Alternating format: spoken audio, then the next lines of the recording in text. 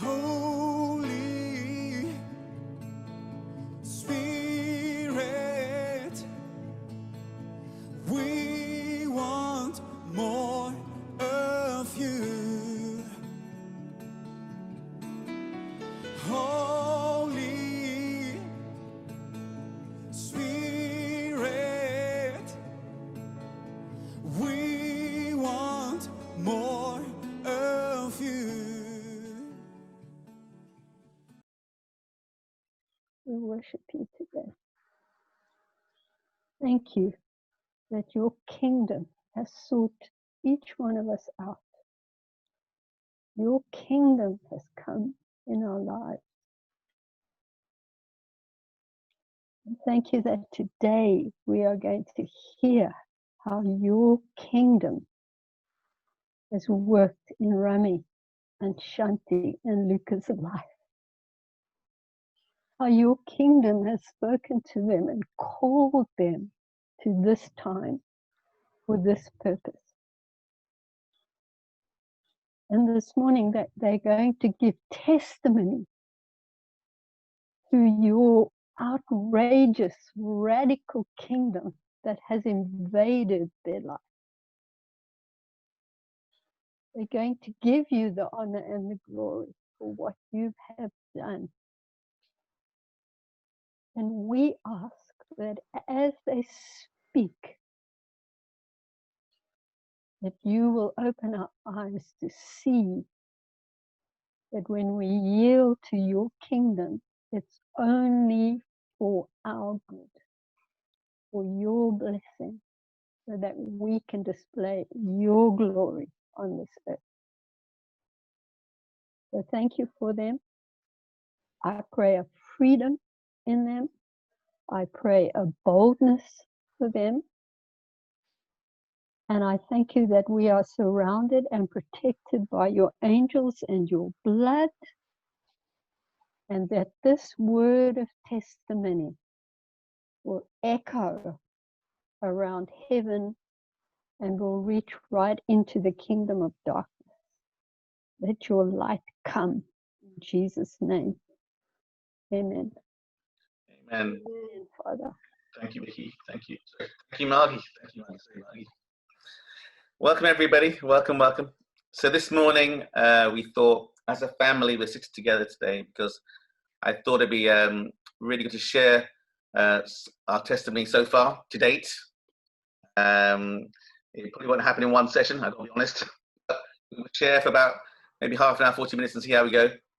And I'll start now, really. I'll start really pretty much from, I met Shanti in 2001, in March 2001, while I was on a six month time away from England, really, at the time. I was on a break, on a career break, as they may call it. So before that, I've been married for like 4 years, from 94 to 96, 1998.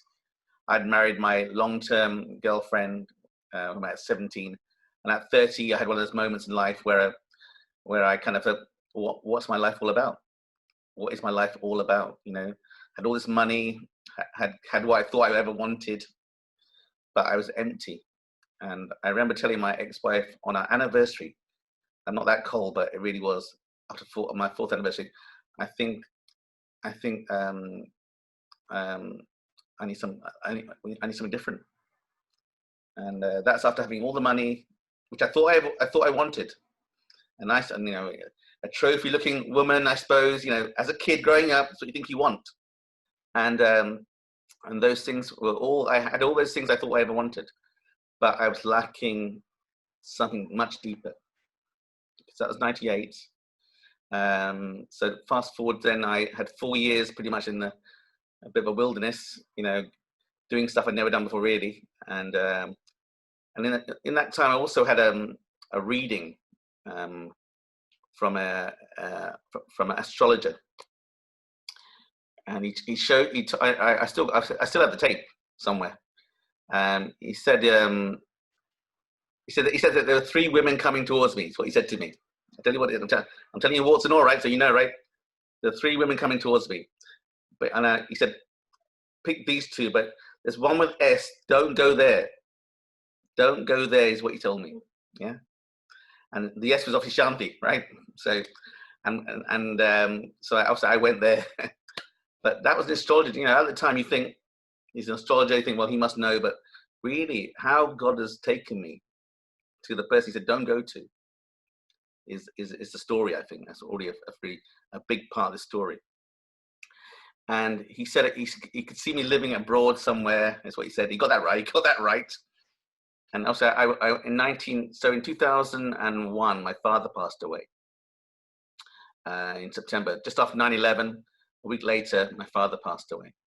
And so my mother and I, we went to Sri Lanka in December 2001 to go and pretty much tidy up his business. And so we spent 1 month in Sri Lanka at the time, just tidy up his business matters really. And in that time, I was I kind of looked at the place. I thought, well, I wouldn't mind working here for a bit. So I kind of went to Sri Lanka. Came back home in the March 2002. I went to Sri Lanka, and I started a new life there. Really, a new life there. And during this time, a month before, maybe even a year before that, Shanti had met my mum, had been her beautician. So my mum was giving her all the stories about her son back in London, probably, while she's beautifying. Mum was receiving her beauty treatment. And anyway, it's funny how these things kind of happen. And I remember that March 2001 going back actually, and I met Shanti. I don't have to tell you this already, but I met Shanti, and she doesn't do men in this hotel, but my mum asked whether she could do me, and so I had my face down in the hole on a beauty bed, and I was getting my back waxed for summer, basically, and that was our first real meeting of each other. Really, that was our first real meeting. So you can imagine my face is in the hole, and the pain is excruciating from my back, from the hair being removed from my back at the time. So who would know that would be the beginning of something? Yeah, that's what I'm going to tell you. So never ignore those humble beginnings is what I'm going to tell you right now. So basically, when my dad was then alive at that time, so he only passed away 6 months later. So back to December 2001, we were wrapping up things, and I decided that with my dad's business partner, that I'd come back and I'd work there. So 2002 March, we were in Sri Lanka, and I'd made contact with Shanti about 2 weeks before, because it's Valentine's Day. It was my birthday, and in case you didn't know, my birthday is Valentine's Day. Don't put it right down in your book now, so you don't forget. Okay. So what happened was, I got a friend of mine in Sri Lanka to send Shanti a rose. Okay. Was it a rose? One rose? Or was it 14? And it was a rose. And little do we know, Shanti wasn't on email, wasn't anything. So I had to get my friend to set her up on an email and set her up on all everything, an email, so I can send her an email. And I told her that I was coming in March. And I said, I'm not the kind of guy to mess around. I did say that, I've already been married before, and she had as well. But I said, I'm here. I'm looking for, I'm looking for something. I'm looking for that my solid foundation sort of thing. And I said, you'll soon know if we're not compatible. We will soon know. So I went there in March, and I met Shanti. And Shanti couldn't wait to ring me, so she'd rung me as soon as I arrived. She'd already rung me straight away and to meet me.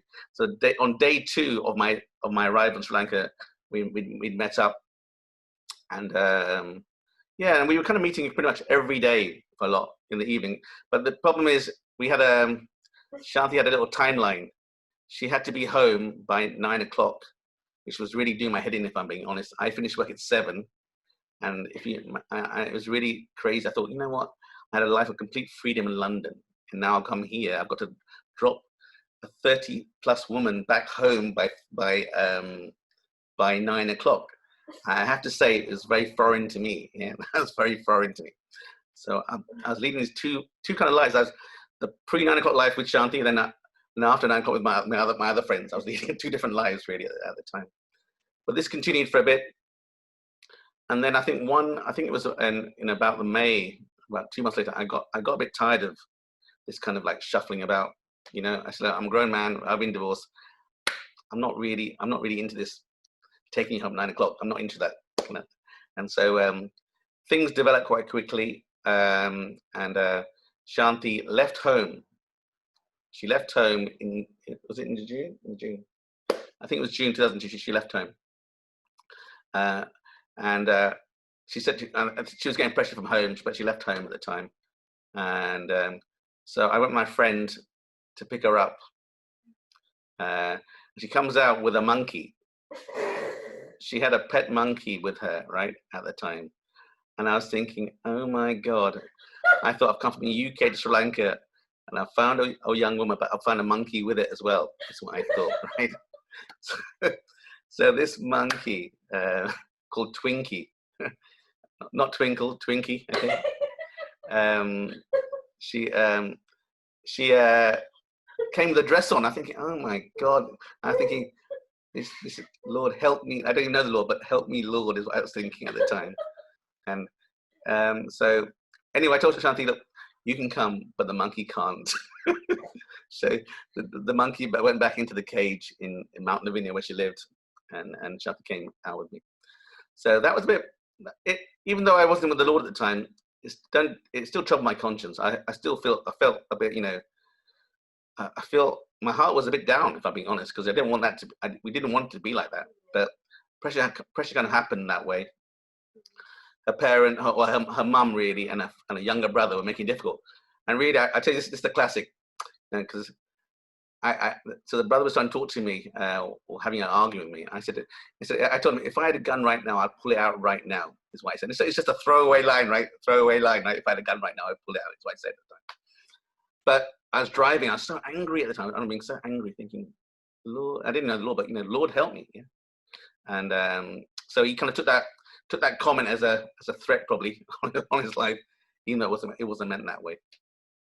But anyway, so Shanti she came in June. She came to live with us. I gave my mum the good news over the phone. My mum was in London at the time, and I gave her the good news about Shanti coming to living in my apartment. And mum was saying, you know, it's not London, you know, this is Sri Lanka, it's a bit different, you know, what will people say? All that kind of stuff was coming our way. I said, you know, but to be honest, mum always knows I never cared what people said, if I'm being honest. I never cared what people said. And so I suppose I was a bit, you know, arrogant, I suppose, a little bit arrogant. Yes, I suppose that's the right word for it, if I'm being honest. And anyway, so that continued. My sister came in June as well, and I got a surf from her as well. we went out for a lunch. She gave me a right surf and a half about what was going on and stuff. But anyway, so it was a difficult few months in our family, I think, at the time. So that was in June. Then in August we went to London, and Shanti came to London. Yeah, I met her family. We came for a wedding as well in London, see my friend's wedding in Manchester at the time. And then we heard the news in I think it's end of August that Shanti's actually pregnant. So you can imagine I've really done well here. I've taken a girl from home. Now she's pregnant, and but I remember telling Shanti after about 3 weeks, don't tell anybody, but I'm going to marry you. Yeah. I told her after 3 weeks, don't tell anybody, but I'm going to marry you. Yeah. Because I said, don't tell anyone, because I think we're absolutely nuts. Yeah. So I don't want. I'm trying to get out of them feeling that we're nuts. So, but anyway, things were kind of exploding to a certain degree, and so in September I went back to Sri Lanka. Probably quite pleased that I'd left, you know, a bit of, you know, I think there was a bit of unrest in our families, generally speaking, at the time. And so we set the wedding for December 28th, 2002 in Sri Lanka. So Luke was obviously present at the time. Luke was obviously present within his mummy's belly. Obviously he was there. And so Shanti arrived, and so we all this is our wedding day. I guess you can see it. This is our wedding day. Here's our wedding day. I know you got to recognize it. This is my hair. My hair's all there. Okay, I got full of hair there. So we'll talk about the lack of hair later on. But the key was then. So the wedding was a great wedding. My mum was so lovely. She's still lovely now, to be honest. But I had the money, but Mum, she wrote the check for the whole wedding. Yeah, and that's the second time she's married me off, right? So yeah. So I remember the first time she spent a lot of money first time round, you know, in that wedding she arranged for us back in '94. But this was, I reckon it was about £3,000 or £4,000. We had 300 people and we spent £3,000 or £4,000. That's what it cost us in a 5-star hotel. Really beautiful, nice place. And so at the wedding, I told Chantal, look, I just want a simple wedding. I don't want any kerfuffle. I just want it. We're on the beach. But in the end, because all my friends came from London, I thought I can't just give them a 5-minute wedding. It'd be really sad. It'd be really sad. So I got Shati, why don't you organise one of your church ministers to at least say something, you know, at least on your behalf, at least. And she organised a really well. She had a good family minister.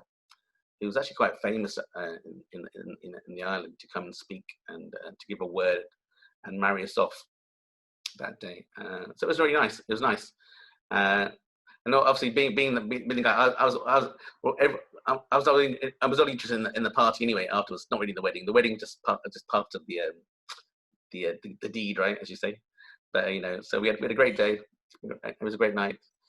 And then 3 months later, or 4 months later, Luca pops out in March 29, 2003. Yeah, and that was a interesting thing because we had a few Muslim friends and they couldn't work it out how this child popped out so quickly. I said, well, that's UK blood. It's much faster. It's much faster than the normal blood you find around the world, you know. I'm sure they were that foolish, but anyway, Luca was there. But Luca was I always remember being in the room, being in the hospital when Luca came out, and I had no idea because I'd never been into my first child. And so we're in Sri Lanka in a hospital called the Oasis Hospital. So my friend's with me outside, and he's had about 3 kids already. And this guy comes out, well, baby. He was white. He was white. Yeah. And I'm thinking, because I wasn't in that room, I assumed it's like a baby factory, like loads of people giving birth at the same time. Yeah, because I didn't know what was going on. And he said, "This is your son." I said, I said, "Are you sure?" Yeah. I said, "Are you sure?" Because it seemed way too fair, right? Don't worry, I love it fair, but I was overwhelmed. He was really fair, and so I think that was March 29th. I remember it was a Saturday morning when Luca popped out. Yeah, it's quite. It was, yeah. But anyway, so that was a great moment because I got to be honest. More than getting married, having a family was really important. Yeah, and marriage was obviously going to be. But even at that time, before I met Shanta, I was really desiring a family, even though I didn't have the woman at the time.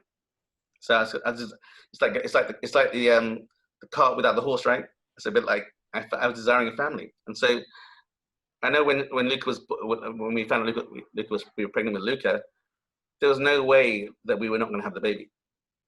There's absolutely no way, because I knew that I just felt this could be my only chance. I just felt I had something.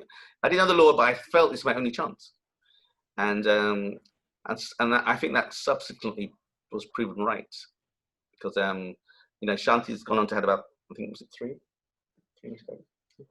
Yeah, Shanti's had 3 miscarriages after Luca, so it kind of, yeah, it was very. I just felt it was very important that that this baby, we received the baby as whatever our circumstances were at the time. When Luca came out, obviously we were married at the time. So we continued to live in Sri Lanka for another. I was getting a lot of pressure at the time to come back to London, because my mum would tell me, "Look, you're wasting your time in this country. We all left that country 30 years ago. You're back in it. Why are you there for?"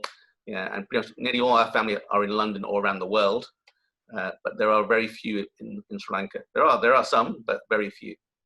But I was having quite a good time, if I'm being honest. I had a nice role, a nice job. Yeah, and Luca was actually born in Manju's auntie's house. We only made that connection recently, but she's her aunt, her mum's sister owned the property we used to live in. We used to live above in the apartment above. And she was a mother to me. Yeah. Like a mother, Yeah. because my mother was not there. Yeah. So her mother. Yeah. Both our mothers were not there because they were abroad, and so Manju's aunt was like a mother, always there, taking care of me. From downstairs, she will give a shout, and that was God's favor, because even I was a new mom, and sometimes when he's crying, she can hear and she will say, give me a shout. Shanti, are you okay? Baby's crying, baby's crying. Sometimes before I know, she opens the door and she comes through the side door upstairs and helps. So that was great. So that's all God's favor. So anyways, it's quite interesting how God networks, I think, is the question here. Because imagine that from 2003, now we find Manju's Manju now in the group here. So I just wonder what's going on here with the Lord. But the Lord knows, he knows best, right? He knows best. So then the tsunami kind of happened in 2004, December.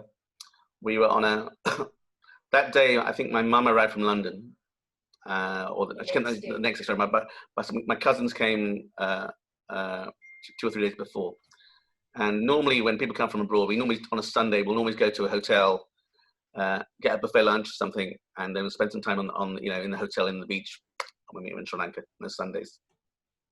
But that day, the hotels it was actually Boxing Day, obviously, and they were it was very busy. But Shanti managed to get a booking at a hotel in Mount Lavinia, at the which wasn't the one I wanted to go to, but it was a mountain called the Mount Berjaya at the time, which is quite low level, I suppose. And we were in the pool that day, and Luca, even though he was about a year old at the time, loved the water. He loved the pool. He loved the water. And that day he started to, he was very uneasy in the water, and restless and crying and stuff. So in the end, we had to take him out of the water. And as I took him out of the water, the wall of the hotel came crashing down. And the water just overwhelmed the wall. And thankfully, we made our ways up the steps and to avoid the rush of water. But that day, obviously, the tsunami happened that day. But what we experienced is probably the very, I said the last 10% of what happened. Obviously, because you had the 30-foot waves. Obviously, it had gone all around the coast and hit us at a very low level where we got hit. But we had no idea what tsunami was. I had no idea at all what tsunami was. And but I do remember going that day to the hotel, because we got there quite late, about lunchtime when it happened. And I saw people. The road was crowded with people smiling. Most Sri Lankans smile, to be honest. Yeah. So that's not any kind of sign for anyone really. But it's a sign, and they're all rushing towards. And I saw they were rushing because we didn't realize the water had receded. So the fish were just sitting there, right? We're just on the bed. So I presume they were going to collect all this fish, whatever. And so obviously when the water came in, it would have just surprised them all. And I don't know. I'm sure not. I don't believe everyone survived that day. So it's something when we went home that day. When I went home that day, I put on the radio, and there was no news at all on the radio in the car.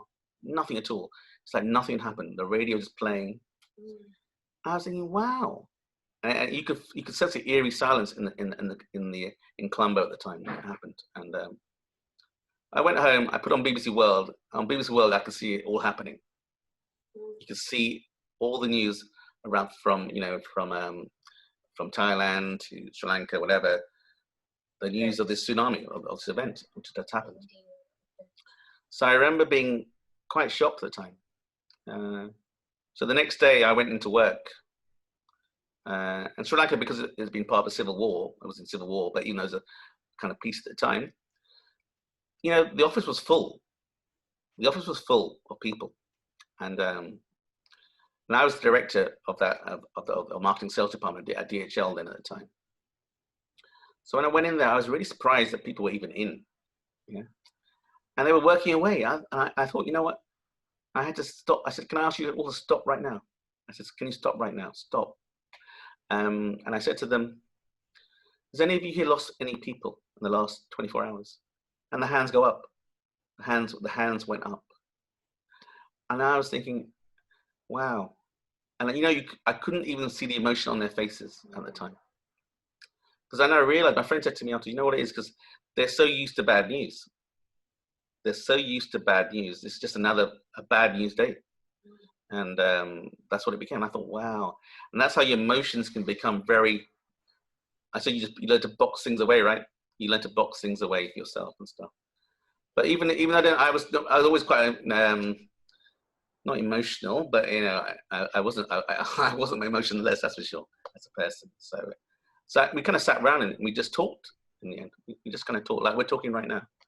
We kind of just talked to all the people at the time.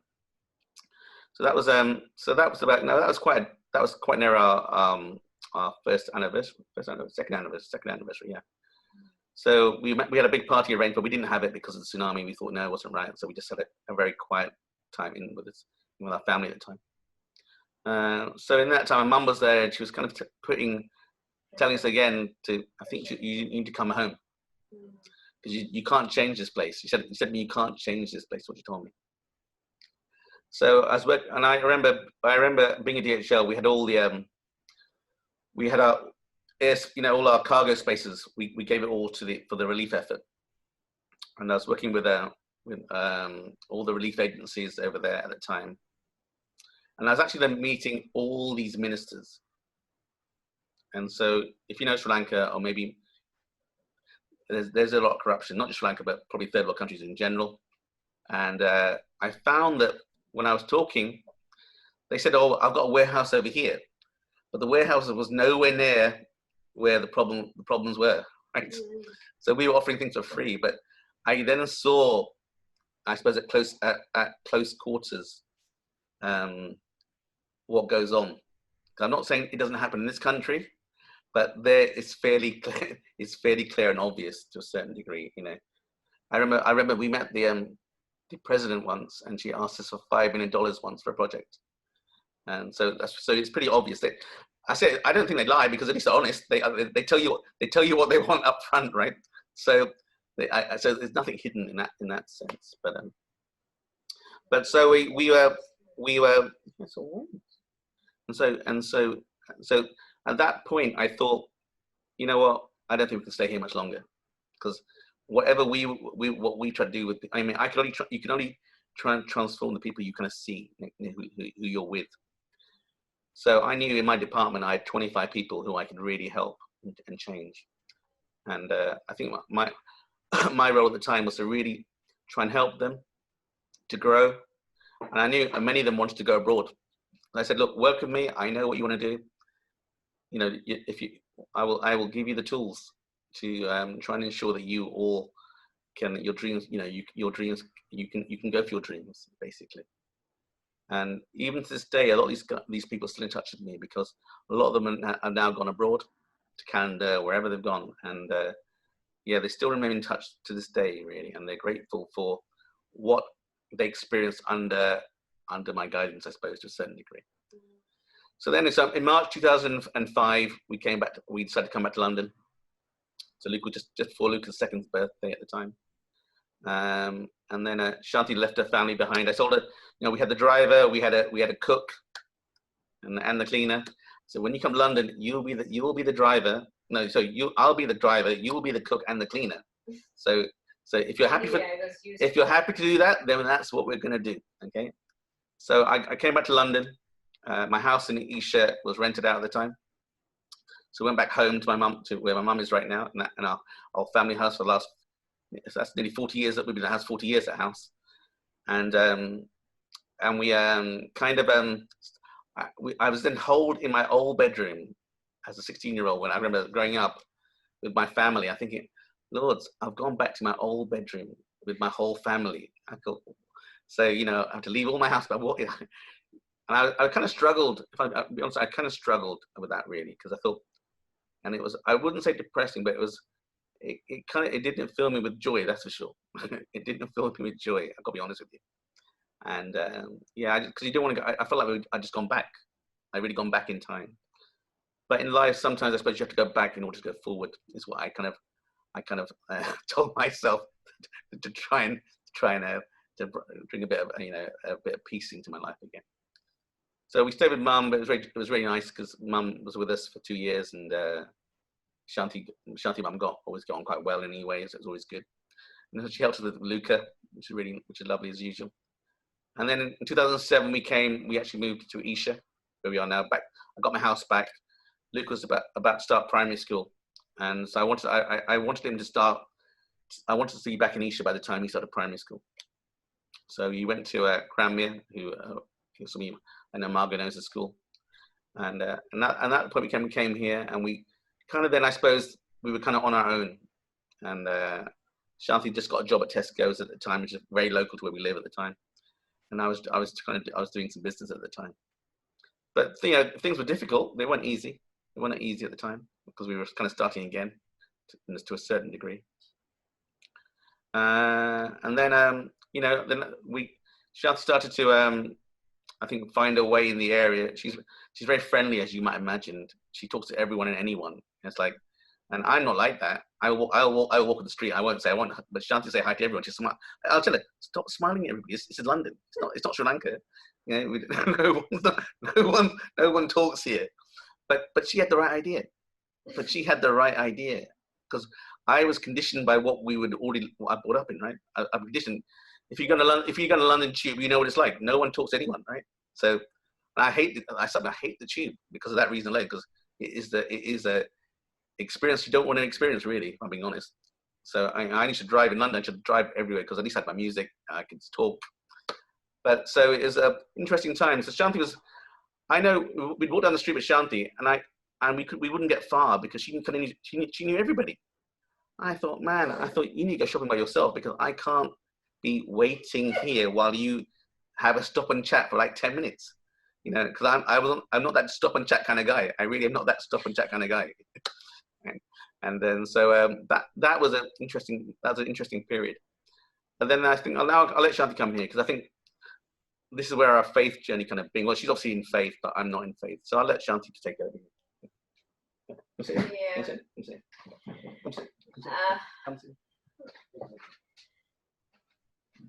Yeah, that's when when we came here, I was looking for a church, and then through internet I found the All Saints Church.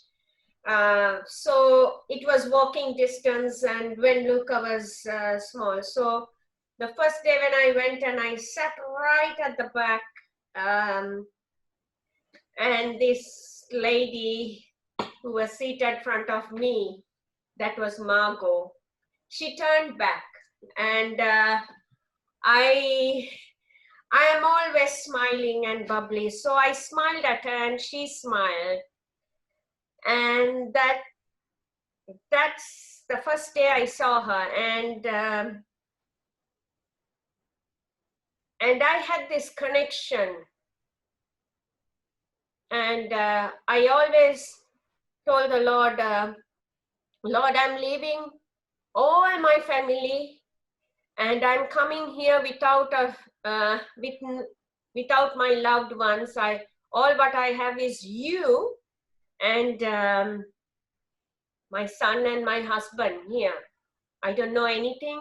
I don't know anyone here. And that's how I met Margot, and we connected, and it was kind of Naomi and Ruth's relationship, even though I did not realize, and never looked back. And she was always there, and we went to church, and then I was saying because I was not getting enough spiritual food in that church, and I was praying, oh Lord. I served in that church in the Sunday school, and every possible way I served. But there was a time where I really felt, and then I started going. I told Margot I want to go to a prayer group or something.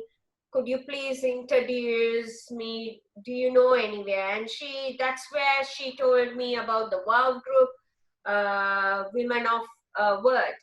And it was not at that time in her house. It was at Isha in Gail Sapacosta's house. And she said, darling, I don't know whether you like it, but I will take you, because I was the youngest at that time when I went there. And she said, you go and see, come with me and see, but I don't know whether you like it, and we'll see. But when I went, I was welcomed.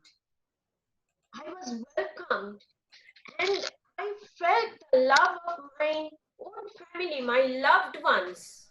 They were all elders, like there were different age groups and various age groups.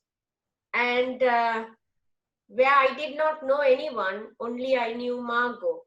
And everyone was so friendly, and they took me under their wings. And I felt that God's love. I did not feel neglected, or I did not feel lonely. Even though whenever I felt a bit homesick, I say, Lord, I trust you. You are my family. And but then afterwards, my journey started. I got my spiritual food from there. And then afterwards, it came to a point where I was not getting enough from the church where I was going, and I was thinking, Lord, is this me, or is this my flesh? Why am I going through? And one day, slowly, I told Margot, I want to tell you something. I don't know what's happening, but I feel like this. The church has become really boring. I'm not getting anything. Then she started laughing on the other side of the phone. And she said, darling, you are confirming me something, darling. I asked God to confirm something, and you are confirming something. I asked, what do you mean? I'm not getting anything from this church. I'm hungry for the word. And so then we both, she used to drive me. We used to go and visit different churches. And I remember going to so many churches, and one day we both went to Cornerstone Church, and in the WOW group, there were like, Pat was there that time, then Sandy Gowers and Heather, Paul, they were all from Cornerstone Church, but they knew that I was looking for church, but no one told me, oh, come to our church, come to our church. I remember still Heather Paul wrote me a prayer and gave. And I still remember that very clearly. It was a small prayer. Holy Spirit, guide me and take me to the correct church where they teach your word and your Holy Spirit is working. And guide me, Lord. So every day I tell wherever I go. So the first day when I went to Cornerstone, I felt home. This is home. And I walked away. After service, I came out. But still we were going out to different churches. But in my mind, Cornerstone didn't get rid of. I felt I wanted to be there. Then later I started my journey in Cornerstone, and I was getting the spiritual food. As soon as I went the second week, I started going and helping in the kids zone. And I used to come and talk about everything what happens to Luca. At that time, Rami was not a believer.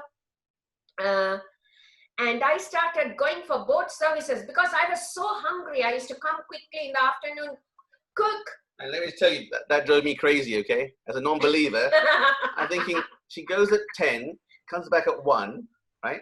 And then makes dinner. I said, I'm going. I said, where are you going? And I said, but you've just been, yeah?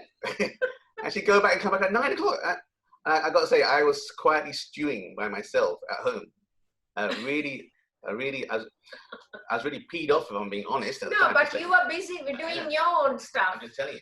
So Rami was busy doing his own stuff. And then afterwards, but I was praying. But then I saw, before I started going for 2 services, for some time I was going only for 1 service. I saw a difference in Rami. Luca used to go for football, and we had friends there. So then he was in this business also, and all the stress, he used to take it over me. I cannot tell anything, I cannot.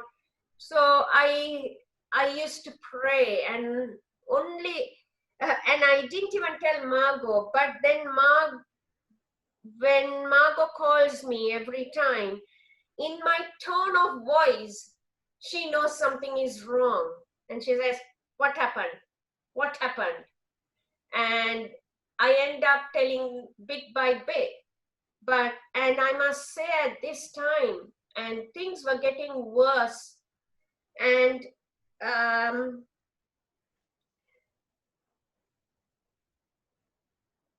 sorry.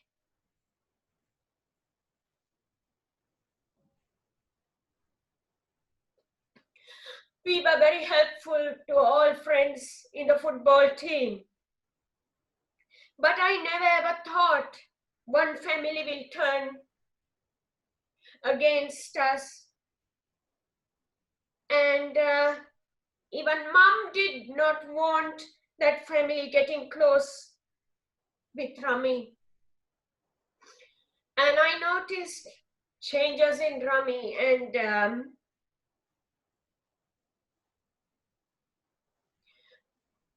and anything, if I ask also, I was neglected. I was not, like, he never spoke to me lovingly, and it was always commanding and like in control.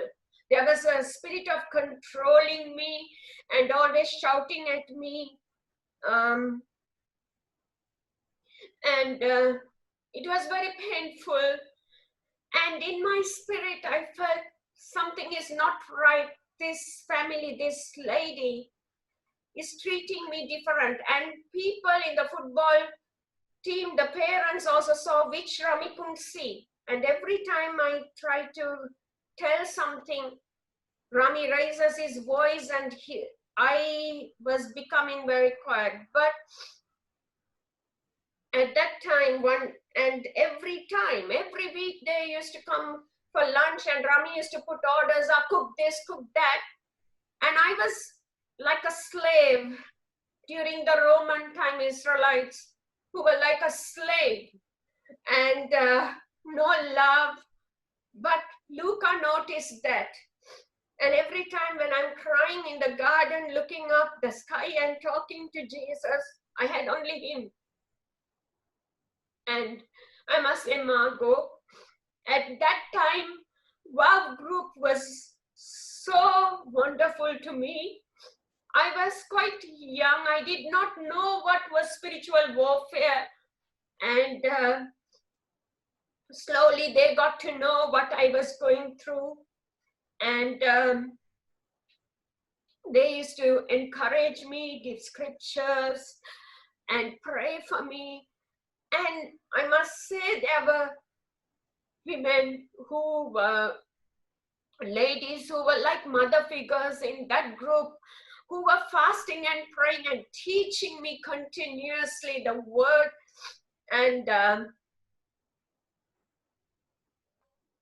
praying with me, interceding for me. Especially, I must say, Margot was always around. And even one point when she knew, one day I was praying, Lord, Lord, please, Lord, I cannot speak. I become like a mouse, but I knew, and then I just was praying, Lord, please, Lord, bring someone into Rami's life who can talk to him.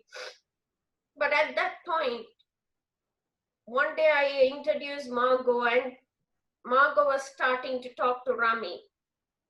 And then he liked Margot. But when one day, when this family was invited, and I did not like it at all, I was feeling something uncomfortable. And they were here in lunch and the whole family. And I saw a difference with a body language between Rami. And I felt he was drifting away from me and our son, Luca. And it was very painful. And I must say, Mom was being very support, Rami's mom. She always said, why are you encouraging these people? And she used to tell Rami, but Rami at that time, not being a believer, and he was blindfolded, he used to shout at Mom also, just keep quiet. And he used to say the word S-H-U-T-U-P to Mom, and it used to hurt me when he used to shout at Mom. And Margot was there, so he agreed to bring Margot also for lunch, and it was a God divine moment. So she was there. The next day, I felt something in my mind that something was not right here. And the Lord was showing this lady was from a dark side, and she shows one face to Rami, and she doesn't treat me well when I'm at football. She doesn't talk and everything. So then the next day when I called Margot and asked Margot, I want to ask you a question. What do you think about this family whom you had lunch? And Margot said, darling, this family is not good. You have to get rid of this family immediately. Immediately, you have to get rid of this family. And God was speaking to me through Margot. And there was one point when Luca came and told certain things. He was only about 5, 6. I never spoke anything bad of Rami to him, but he could see how he was treating me. And one day he came and told, why Mom, so-and-so is inviting Dad and me when you're at work and not inviting you. And when you are away at work, always inviting both of us. I don't like it, he said. And that also gave confirmations to me. He was not sneaking. He saw what was going on. But God says children have a pure heart and they see things. And I was fervently praying.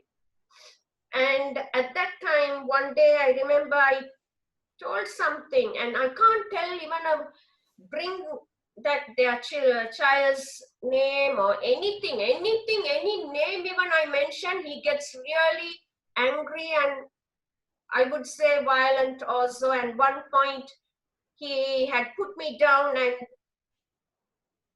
his both hands were on my neck strangling me. And I saw his eyes was not normal.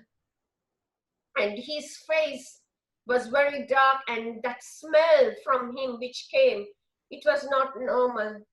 And thank God that day my two nephews came the previous night for sleepover, and I managed to somehow shout, Luca, Luca. All 3 came and they saw, and he immediately got up. And I knew that. And then one of the ladies, elders, they gave me scriptures when you attack, all the scriptures. So I used to declare that and decree and thank the Lord. The Lord gave me the grace to pray for that lady also. And I used to declare and decree, and when I'm sleeping, I used to just, without Rami's knowledge, put my hands and just thank the Lord. Lord, thank you for breaking this chain. Thank you, Lord. And it was very tough leaving my loved ones and coming. And one day when we were getting ready, and I remember Mom was there with us. She came to spend a weekend. And I was getting ready upstairs, and I was saying, Lord, please give me a peaceful day, Lord. You are my strength. And I remember something happened, and this was going for some time. And something happened, and he just told me something to do for this family or something. And I said, no, I can't. And he really came to push me and attack me. But I felt the fire of God like a strength. Something came through my 2 toes in the bedroom, and it came up like that. And I was like an iron woman. I felt that heaviness in me. And I did not know what happened, but that strength I have never had. I never experienced before. And he came to push me, but I did not know what happened. But after everything finished, I can remember I walked down and I passed Mom and Luca. They were standing in this point. And I walked to the bathroom, and Mom came, and I was shaking like this after the incident happened. I couldn't stop. I was shaking like this. I was shaking. I couldn't stop. And Mom came, are you okay, Amma? Are you okay, Amma? Are you okay? Poor Mom, I love her to bits. Even though it was her son, she was always there for me. God bless you, Mom. And then I went into the bathroom and I sat down there and I cried. But I was still shaking. And then the Lord showed me what happened, and I was like a big giant, breaking through walls, breaking the wall. And when I was crying and I was staying there, the Lord showed that he was my strength. And I remember, don't you touch me. I don't know, even I did not know how to talk like that. I did not know what facilities we had in UK. If a man touch you or hit you, that you can call. But I said, don't you touch me. And my voice, I don't know how loud I spoke. Don't you touch me. If you touch me, see what is going to happen. And I saw him, the Lord was showing. At that moment, I couldn't see, but I saw he just went to the back. And he couldn't do anything. It was the power of God breaking him. The power of the evil spirits which that woman has sent to him. Because she was from the dark side. She used to do dark things. And then,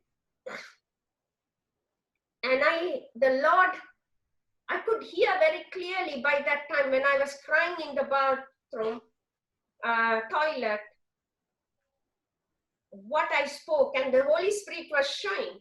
And I said, have you ever thought that if I had a boyfriend like you and doing things like this, neglecting me, can you understand how if I go, neglect you, don't do anything, and I go and have a nice time, how would you feel?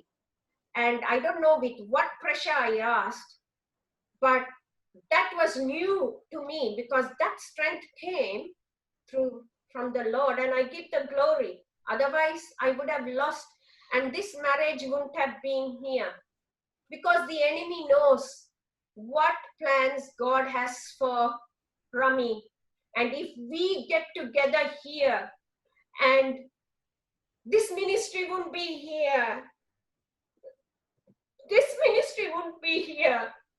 Rami would be talking to Hindus. Rami would be talking to Muslims as a witness. The enemy tried everything. There was a point I even hid my passport and Luca's passport. And I went and I was crying in the garden that, Lord, I'm confused. I asked you, if this is not from you, Lord, shut the doors. But you opened all doors. And we are married, we are having a child. What am I to do? Tell me. And I was in tears, seated on the bench. And Luke, as little as ever, he came. He came. As soon as I saw him, I wiped my tears, and he said, Mommy, why are you crying? And these were the very same words. He said, I said, no, darling, dust fell. And he told, I know, Mommy, Daddy is unkind. He said, Daddy is unkind. And he said, Jesus will bring Daddy to us, Mommy. Mommy, you said, when children pray, God will answer. Mommy, I will pray with you, Mommy. And I must say this, child, I'm blessed with him. Day and night, he used to pray with me, keeping his two small hands in between my two hands before this incident happened. He used to always cry at that age because I did not know he was also getting hurt. Rami used to be shouting at him, even though that family, that woman's child comes and does things. For everything, he used to shout at Luca. And he used to pray, and I used to say, don't hate that boy. We have to pray. We have to pray those who curse us, those who hurt us. And he used to every day pray with me before he goes to bed. And that prayers, God answered. I'm telling you, women, there are women here who have broken marriages and women who are married. Never give up, because our God is a God who reigns and rules.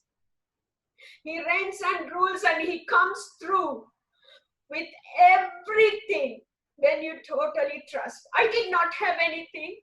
I did not have anyone. I had the Lord. I had this child. At that moment when he told, the Lord changed my heart. If I had taken my child and gone to Sri Lanka, this ministry, or we wouldn't have been serving, we wouldn't have been doing soup kitchens or anything. And that's where he started thinking. And he said, yeah, you're right. That's when the blindfoldness, the wall, the dark force, the chains were broken. And that was God. And after that, and I remember Mom, every week she used to say, no, I'm coming to football. And when I'm cooking, she used to go with them if I'm not going for the football, because all these things were happening. And God used Rami's mom also. Then she used to come with me, and she used to wait there like my bodyguard and watching Lucas football. But I thank the Lord. Lord was with me. And I thank the WOW group also. They were a strength to me. And that's why up Even now, even though I'm unable to go to Wow meetings, I love them because what they did for me. I will never forget what they did for me and Margot. And I remember this word. And one day I told what happened when he was strangling me. I never spoke this with anyone except Margot, and she told, darling, my door is open whenever you want. If he puts you out, I don't know, Margot, whether you remember that. She said, my door is open. All what you have to do is come into my house. Thank you, Margot, for that. And it was comforting me like I had my own mother with me to hug and cry. And Margot was always there. And even now she plays a major role in our family life. And she is family to us. And God brought so many people. And during that time, then things changed. And he started following me. And when those people were trying to come, even then God took control and he was ordaining things, and all came back to perfect. And this is why when God says something, don't ignore it. Try to surround yourselves with godly people. You're never alone. Sometimes you might think I'm alone. Is it my flesh thinking? Sometimes the Holy Spirit in you will tell certain things, show. So this is the advice because I have been through this. And thereafter I started praying daily. Then I used to go morning and day. Luca started coming to church and he just went, and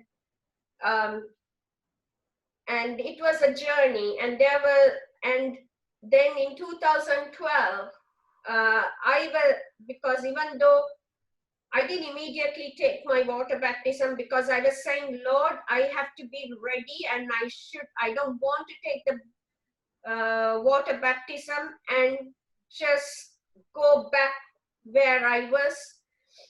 But the moment I took the water baptism, even then, he did not, at that time he was not a believer. I slowly slide the invitation to him, and I said, I'm going for water baptism. This is an invitation, and I never expected. I did not have anyone there. And unfortunately, Margot had some program, some baptism or some other program, and she couldn't come. So I said, Lord, I sat in the garden. That was my famous place. Sat in the garden. I looked up. I raised my hands like this, and I said, Lord, I am going to the water baptism. I know even though no one is going to be there, Lord, but you, Lord, are with me. You are my witness. You are my family. So that day I offered, volunteered to make for 100 people cakes and short eats and all that. And throughout night, I never slept. I was baking and baking and baking, doing stuff, cooking. And I packed everything in the morning. And I went to have a wash, and I came to pack my car to go to Guildford Reformed Church, where I was going to, and I was looking for the things, and I couldn't see anything. So when I went out, I could see Rami in the Mitsubishi BMW. He was waiting there, and my nephews had come for sleepover. They also came, and my son was there. Oh, come on, get in, get in. So I asked, where? And I asked, where is all the food? No, it's in the car, come. So I just said, thank you, Lord. I thought he's coming to just drop me there. So the water baptism happened, and I was the last. Even there, when I saw the list, about 11 or 12 people were there. And I said, Lord, so long I waited. About 3 times, the water baptism it was going to happen, and it got cancelled. So the third time, it was on the 16th of June, 2012, which was my father's birthday. And I was so happy. It was a very specific day for me, and a special day for me, my father's birthday. And and when I saw the list, I was the last person to get baptized. And I said, Lord, see, I waited so long, you have put me last. So I was so eager to jump into that water. I couldn't wait. I was like a bunny jumping, bang, bang, bang, bang, bang, bang. I was like so impatient, want to run into the pool. So everyone was getting baptized, but not realizing, I saw everyone getting baptized. I heard the word and the blessing. And when the moment came, they called my name. I didn't realize. I just ran into the pool. And there was this lady who was there, Val Roberts. She said, calm down, come, walk slowly. And I just ran. I don't know how I got into the pool. I was there, just right in front of Pastor Chris. I got baptized, and I got a beautiful word also. And there I had few women of God from WOW group who were members of that church. And they prayed for me beforehand. And when I went to get changed, dry myself and get changed, and I'm coming out, I see Rami standing with Pastor Chris and talking. My knees became jelly. Absolutely, I just froze. My knees became jelly. I couldn't even stand. I was thinking, my Lord, what is this man talking with Pastor Chris? Oh my Lord, let him not tell something bad. He will be rude. Please, Lord. And then Pastor Chris, and I was shivering. I didn't even go close. I was shivering. And I'm there like this. And Pastor Chris saw over Rami, and he said, hi, come here. And very nervously, slowly, I couldn't take steps because I had frozen. And I couldn't even feel my legs. I just froze. I was freezing. So I slowly, reluctantly went to him, taking deep breaths, trying to breathe in. I couldn't even feel me breathing. And Pastor Chris told, oh, do you know? Your husband put his hand up for salvation. I just, at that moment, I just went, and words were not coming. Words were not coming. I could break the ceiling. 10 years, more than 10 years, I was praying for him. 10 years for his salvation. And my Lord was faithful. And he, you know, sometimes your impatient things has to happen in your time. But it was the perfect time. It was on my father's birthday. It happened on my water baptism day that he gave his life. So we should never give up. Never give up. Just thank the Lord for his timing. Okay. And I'll stop there. Yeah, I think at that moment it's pretty ideal. I know Fiona had to leave at 11:40, but she's still with us. So that's good. I think that's a great place to pause right now, because we just come to my water baptism. So we will pick it up again from this point. When we have the right moment. It won't be long. So I hope that was yeah, I told you it'd be warts and all, right? I warned you it'd be warts and all, because I pray that when we share it truthfully to you, yeah, you will see for yourself. You know, I pray that, you know, no, I don't pray, but you might see yourself along this journey in some shape or form, right? Where you've been through the stuff. So, that's why I told you, I want us to be honest, open, because as people leading a group like this right now, you have to know who you're in with, yeah, and good, and that was the past. And God's made. I know that the day I put my hand up for Christ, I can tell you right now, that moment I went to church in that hall, I went there and I saw people. That place looked, to me, when I walked in as a non-believer, it looked huge. I got to be honest, it looked like a big place. When I went there 3 years later, it's actually quite small, very small. But in my when I walked as a non-believer, that's like a huge place.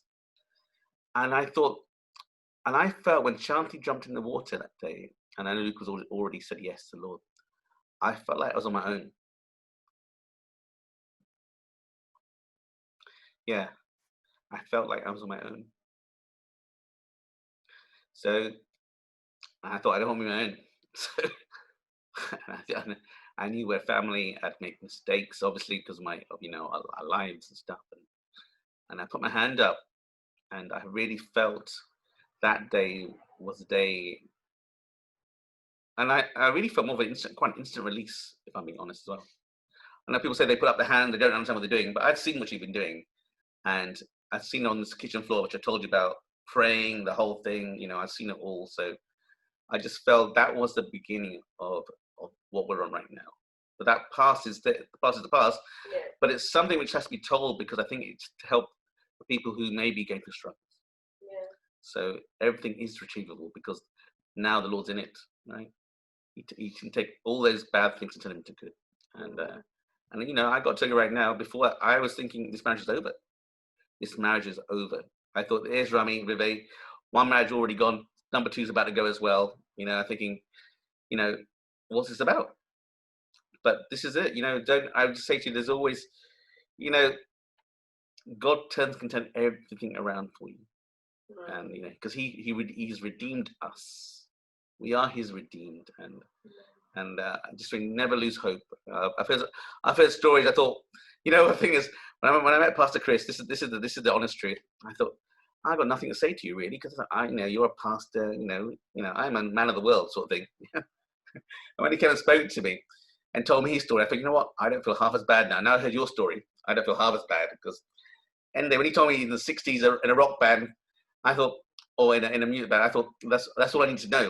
That's all I need to know, because if you've been in the 60s, you know what happened in the 60s. So I'm sure he wasn't beyond all that stuff, right? So I'm just saying, Lord can turn all those things around for every one of us. So I think we'll pause there, because I think many of you got to go today. So I don't want to take your whole day up. So we'll pick it up from the baptism next time we speak, or next time we share again. But we're going to record it and keep it, and we'll I think we'll see. I don't know, maybe it'll be an audio as opposed to a visual, but we'll see as we go. All right, so bless you. We're going to play. I'll just open up the mic and give you like a minute to share if you